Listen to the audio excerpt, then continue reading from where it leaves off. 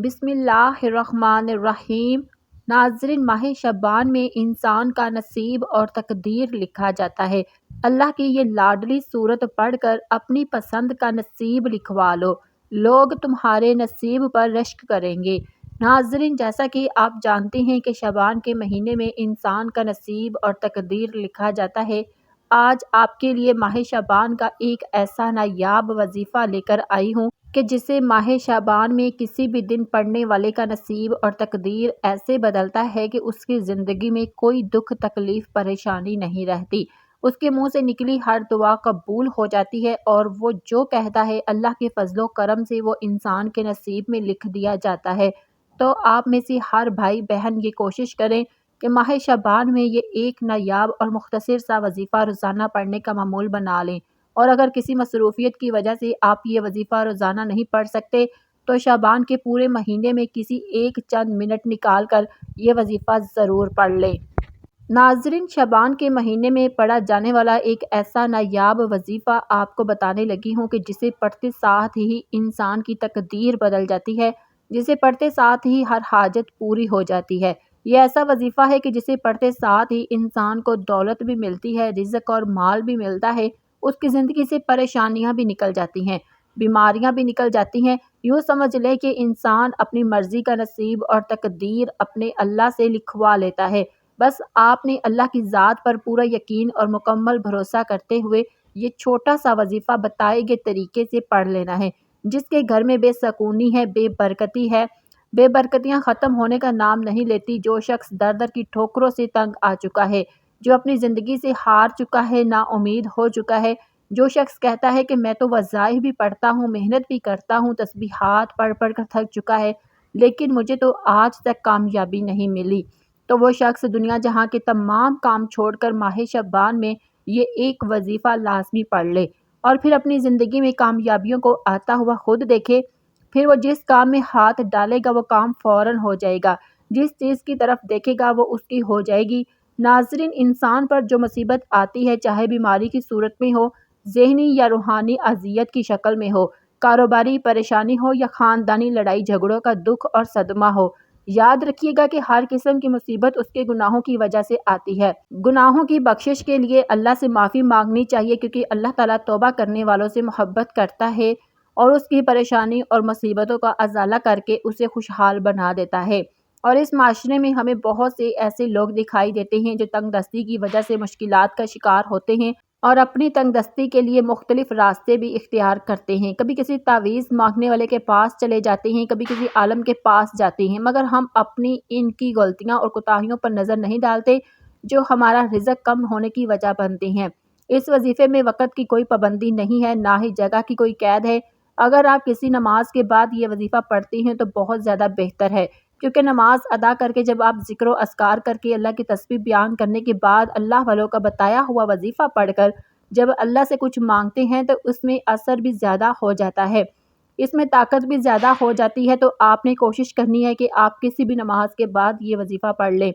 اسی طرح اگر آپ گھر پر ہیں گھر پر پڑھ لیں، دکان پر ہیں دکان پر پڑھ لیں، دفتر میں ہیں دفتر میں پڑھ لیں، آپ چلتے پھرتے بھی یہ وظیفہ پڑھ سکتے ہیں۔ لیکن پھر کہوں گی کہ بہتر یہی ہے کہ آپ سکون سے، اطمینان سے، باوضو حالت میں مصلی پر بیٹھ کر یہ عمل پڑھ لیں، تاکہ یہ عمل آپ کو مکمل طور پر فائدہ دے سکے۔ تو آئیے ناظرین، اب جان لیتے ہیں کہ آپ نے یہ وظیفہ کیسے پڑھنا ہے اور کن کن باتوں کا خاص خیال رکھنا ہے۔ لیکن اس سے پہلے آپ سے گزارش ہے کہ اگر آپ اس چینل پر نئے ہیں اور ابھی تک آپ نے ہمارے چینل اللہ کا کرم ہو کو سبسکرائب نہیں کیا تو ابھی سبسکرائب کر لیں، کیونکہ ایسے بہت سے وظائف آپ کو ڈیلی ملتے رہیں گے انشاءاللہ۔ اب عمل کیا ہے؟ ماہ شعبان میں جب آپ یہ وظیفہ پڑھنے کا ارادہ کریں تو سب سے پہلے باوضو ہو کر آپ نے مصلی پر بیٹھ جانا ہے اور نبی کریم صلی اللہ علیہ وآلہ وسلم کی ذات مبارکہ پر 3 بار درود پاک پڑھنا ہے۔ درود پاک آپ کوئی سا بھی پڑھ سکتے ہیں، آپ چاہے تو آسان اور مختصر سا درود صلی اللہ علیہ وآلہ وسلم پڑھ لیں، یا صلی اللہ علی محمد پڑھ لیں، یا درود ابراہیم یعنی نماز والا درود ابراہیم پڑھ لیں، چونکہ درود ابراہیم کی فضیلت سب سے زیادہ ہے، اور روایات میں آتا ہے کہ ہمارے پیارے آقا صلی اللہ علیہ وسلم بھی تمام درودوں میں درود ابراہیم کو ہی سب سے زیادہ محبوب رکھتے تھے۔ تو آپ نے کوشش کرنی ہے کہ درود ابراہیم ہی پڑھیں۔ 3 بار درود پاک پڑھنے کے بعد آپ نے اپنے خاص مقصد، خاص حاجت کی نیت کرنی ہے۔ مثلاً آپ کرائے کے مکان میں رہتے ہیں اور اپنا ذاتی گھر خریدنا چاہتے ہیں تو آپ اس کی نیت کر لیں کہ مجھے میرا ذاتی مکان مل جائے، یا پھر آپ کے کاروباری مسائل ہیں، پریشانیاں ہیں تو آپ اس چیز کی نیت کر لیں کہ میرا کاروبار اچھا چل پڑے۔ آپ کہیں نوکری کی خواہش مند ہیں اور اس چیز کی نیت کر سکتے ہیں کہ مجھے کہیں اچھی جگہ پر نوکری مل جائے، میری ساری پریشانیاں ختم ہو جائیں۔ اگر آپ کی اولاد آپ کا کہنا نہیں مانتی اور اپنی مرضی کرتی ہے تو اس کے لیے پڑھ لے۔ نافرمان شوہر کے لیے پڑھ لے۔ آپ اپنے بچوں کی کہیں اچھی جگہ شادی کروانا چاہتے ہیں یا آپ کے بچوں کا رشتہ نہیں ہو رہا، لوگ آتے ہیں اور دیکھ کر چلے جاتے ہیں تو آپ اس چیز کی نیت کر لیں کہ میرے بچوں کی کہیں اچھی جگہ پر رشتہ ہو جائے، شادی ہو جائے۔ آپ کا جو بھی مقصد ہے، جو بھی حاجت ہے، جو بھی خواہش ہے، اس کی نیت لازمی کرنی ہے۔ اور آج وہ مانگنا جو آپ کو لگتا ہے کہ میری فلاں خواہش ناممکن ہے، وہ کسی صورت پوری نہیں ہو سکتی۔ اپنے خاص مقصد کی نیت کرنے کے بعد آپ نے ایک بار اعوذ باللہ من الشیطان الرجیم بسم اللہ الرحمن الرحیم پڑھ کر وظیفے کا آغاز کرنا ہے۔ تعوذ اور تسمیہ پڑھنے سے تمام شیطانی اثرات ختم ہو جاتے ہیں، اور جس کام کے شروع میں تعوذ اور تسمیہ پڑھ لیا جاتا ہے اس میں برکت ہوتی ہے، اس میں خیر ہوتی ہے، اس میں سلامتی ہوتی ہے۔ جب آپ نے اپنے خاص مقصد کی نیت کر لی، تعوذ اور تسمیہ بھی پڑھ لیا، تو اب آپ نے یوں محسوس کرنا ہے دنیا جہاں سے آپ کا تعلق ختم۔ آپ روضہ رسول کی جالیوں کے قریب بیٹھ کر یہ خاص عمل، یہ وظیفہ پڑھ رہے ہیں۔ اور سب سے پہلے نمبر پر جو وظیفہ آپ نے پڑھنا ہے، یہ بہت ہی آسان اور چھوٹا سا وظیفہ ہے کہ کوئی چھوٹا بچہ بھی بڑے آرام سے اور سکون سے پڑھ سکتا ہے۔ سب سے پہلے نمبر پر جو وظیفہ آپ نے پڑھنا ہے وہ یا وہاب کا وظیفہ ہے۔ یا وہاب رب کریم کا ایک ایسا صفاتی نام ہے جسے پڑھنے والا جس مقصد کی نیت کر کے بیٹھتا ہے وہ مقصد ضرور پورا ہو کر رہتا ہے۔ آج آپ کی کوئی ناممکن حاجت ہے یا کوئی ایسا کام ہے، ایسی پریشانی ہے، ایسی مصیبت ہے جو کئی سالوں سے آپ کا پیچھا نہیں چھوڑ رہی، تو آج نیت کر کے بیٹھے اور اللہ پاک سے ضد کر کے مانگیں۔ میں آپ کو یقین دلاتی ہوں کہ رب کی ذات آپ کو ضرور عطا کرے گی۔ آپ نے یا وہاب کو کیسے پڑھنا ہے اور کتنی بار پڑھنا ہے توجہ سے سن لیں۔ یا وہاب 1 بار ہو گیا، یا وہاب 2 بار ہو گیا، یا وہاب 3 بار ہو گیا۔ اسی طرح سے آپ ہاتھوں کی انگلیوں پر پڑھ لیں یا تسبیح کے دانوں پر پڑھ لیں۔ آپ نے صرف 11 مرتبہ پڑھنا ہے، بڑے آرام، سکون، دھیان سے پڑھیں، جلد بازی میں نہیں پڑھنا اور یقین سے پڑھنا ہے۔ اور آپ یا وہاب پڑھ رہے ہیں اور آپ کے مسائل کا خاتمہ ہو رہا ہے، آپ کی پریشانیاں دور ہو رہی ہیں اور آپ کے مسائل غیب سے حل ہو رہے ہیں۔ غیب سے اللہ آپ کے لیے رزق، مال و دولت کا بندوبست کر رہا ہے۔ یہ یقین رکھتے ہوئے پڑھنا ہے کہ شعبان میرے محبوب صلی اللہ علیہ وسلم کا مہینہ ہے، یہ رب کریم کو منانے کا مہینہ ہے، یہ رب کریم سے اپنی پسند کا نصیب لکھوانے کا مہینہ ہے۔ صرف 11 بار یا وہاب پڑھتے دوران اللہ پاک سے آپ جو کچھ مانگ سکتے ہیں مانگیں۔ آپ کی مانگی گئی ہر دعا، ہر حاجت غیب سے پوری ہوگی انشاءاللہ۔ جب آپ پہلے نمبر پر 11 بار یا وہاب پڑھ لیں تو اس کے بعد آپ نے کون سا وظیفہ پڑھنا ہے؟ اب آپ نے ایک قرآنی سورت کا وظیفہ پڑھنا ہے۔ ایسی قرآنی سورت کے جسے دولت کا خزانہ کہا جاتا ہے، جسے کامیابی کا راز کہا جاتا ہے، جسے پڑھنے والا کبھی کسی کا محتاج نہیں رہتا۔ آپ نے دوسرے نمبر پر سورت کوثر پڑھنی ہے۔ ماہ شعبان میں جس گھر میں سورت کوثر پڑھی جاتی ہے اس گھر میں رزق اور دولت کا سیلاب آ جاتا ہے۔ جس گھر میں سورت کوثر کا یہ وظیفہ پڑھا جاتا ہے اس گھر سے سبھی نحوستیں، بے برکتیاں، بے سکونی کا خاتمہ ہوتا ہے۔ جس دکان پر سورت کوثر پڑھی جاتی ہے اس دکان پر گاہکوں کا رش لگ جاتا ہے۔ جس مقصد کے لیے بھی یہ وظیفہ پڑھا جاتا ہے وہ مقصد پورا ہو کر رہتا ہے۔ اس مقصد سے تمام رکاوٹیں اور پریشانیاں غیب سے حل ہو جاتی ہیں۔ اور سورت کوثر بے اولادی کا بہترین وظیفہ ہے، بے روزگاری کا بہترین وظیفہ ہے، قرض سے نجات کے لیے بہترین وظیفہ ہے۔ تو اللہ کے حبیب کے مہینے میں اللہ کی لاڈلی سورت کا یہ وظیفہ آپ نے پڑھنا ہے اور اللہ سے ضد کر کے اپنی پسند کا نصیب لکھوانا ہے۔ دوسرے نمبر پر آپ نے سورت کوثر کو صرف 10 بار پڑھنا ہے، اور آپ جتنا خوبصورتی سے پڑھ سکتے ہیں، جتنی محبت اور عقیدت کے ساتھ پڑھ سکتے ہیں، جتنے یقین کامل سے پڑھ سکتے ہیں پڑھیں۔ آپ تو کیا، آپ کے گھر کا بچہ بچہ دولت مند ہو جائے گا، آپ کی نسلیں آباد ہو جائیں گی اور آپ ہر پریشانی سے نجات پا لیں گے۔ یہ عمل آپ نے بتائے گئے طریقے سے پڑھنا ہے۔ پہلے نمبر پر آپ نے 11 بار یا وہاب پڑھا، اب دوسرے نمبر پر سورت کوثر پڑھنی ہے۔ یہ 2 وظائف پڑھنے کے بعد آپ نے آج کا تیسرا اور آخری وظیفہ پڑھنا ہے۔ یہ وظیفہ انتہائی کمال کا وظیفہ ہے، انتہائی مستند اور مجرب وظیفہ ہے، اور یہ ایک قرآنی آیت کا وظیفہ ہے۔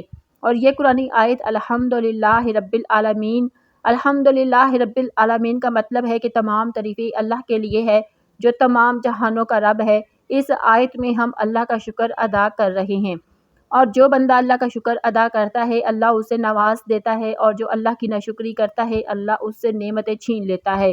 اور جب آپ الحمدللہ رب العالمین پڑھ کر اللہ کا شکر ادا کریں گے، اللہ پاک آپ کو اتنا نوازے گا کہ آپ کو خود بھی سمجھ نہیں آئے گی کہ آپ کے رزق اور دولت میں اضافہ کہاں کہاں سے ہو رہا ہے، آپ کی پریشانیاں کہاں سے دور ہو رہی ہیں۔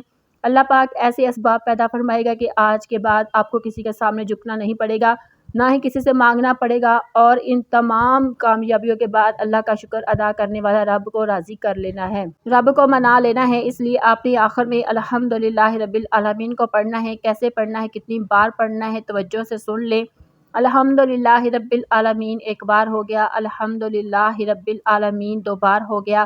اسی طرح سے آپ ہاتھوں کی انگلیوں پر پڑھ لیں یا آپ تسبیح کے دانوں پر پڑھ لیں، آپ نے صرف 11 بار پڑھنا ہے۔ اللہ والے فرماتے ہیں کہ اگر تو شکر کرتا ہے تو رب تیرے رزق میں، تیری دولت میں اضافہ کرتا ہے۔ اس لیے اگر آپ اپنے مال و جان میں برکت، وسعت، سلامتی چاہتے ہیں تو زیادہ سے زیادہ اللہ کا شکر ادا کریں۔ رب کی نوازش دیکھ کر آپ خود حیران رہ جائیں گے۔ جب آپ یہ تینوں اعمال بتائے گئے طریقے اور ترتیب کے مطابق پڑھ لیں تو اس کے بعد آپ نے آخر میں پھر 3 بار درود پاک پڑھنا ہے جو آپ نے عمل کے شروع میں پڑھا تھا۔ اب آپ کا عمل مکمل ہو چکا ہے۔ یہ وظیفہ کرنے کے بعد اللہ آپ کی نسلوں کو بھی آباد کر دے گا۔ جن گناہوں کی پکڑ کی وجہ سے رب نے آپ کا رزق تنگ کیا ہوا ہے، آپ کے گھر میں پریشانیاں ہیں، فاقے ہیں، تنگ دستیاں ہیں، یہ وظیفہ کرنے کے بعد اور اس کی فضیلت اور برکت سے آپ کی ہر طرح کی پریشانیاں، ہر طرح کے گناہ اور ہر طرح کی بندشیں ٹوٹ جائیں گی اور کامیابی آپ کا مقدر ہو جائے گی۔